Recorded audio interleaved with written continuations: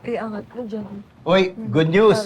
Kausap ko si Mr. Romero. Babalik na raw siya sa project natin.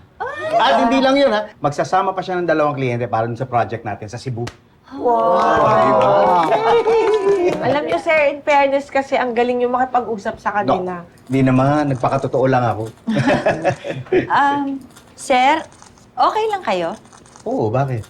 Kasi kanina pa po kayo kumakamot sa palad niyo. Uy, di ba sabi ng mga matatanda, kapag daw kinakati yung palad, swerte. Ikaw ba yung matandang nagsabi nun? Che! Hoy! Totoo nga! Kaya siguro sineswerte si Sir. Hindi. Alam mo, ito nangangati dahil nakagat ako ng gagamba. Ang totoong swerte sa PM, kayo. Kasi masisipag kayo magtrabaho. Kaya nga ngayong lunch break, ititreat ko kayo. Wait, let me call a restaurant!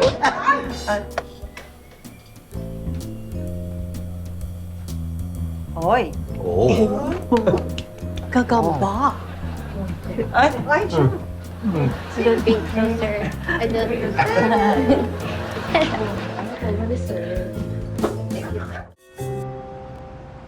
Ay, tay. Hoy! Ang tagal mo! Ang layo-layo na parking eh. Sir, sabi ko po sa inyo ako na magdadrive. Hindi, okay lang. Talo naman ako sa pustahan eh. Basta, teka, dito tayo sa labas. Umulan kanina. Baka umulan uli. Hindi na po ulan tayo. Tsaka mas maganda po mag-picture dito sa labas eh. Oo nga, dito na lang tayo. Oo, sige. Kayo bahala. Yan na. Salamat! Thank you po. Salamat po! Thank you. Yung order ko na salmon, wala pa? Mga 10 to 15 minutes pa po, sir. Ganun pa. Sige, okay. Hintayin ko na lang. Kumuha ka na lang muna rito. Hindi, hintayin ko lang yung akin.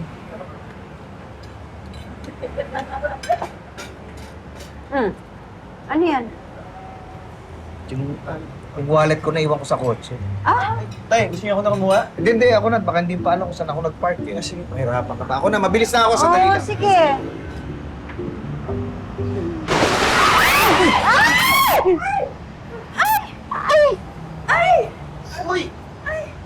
Okay na kayo?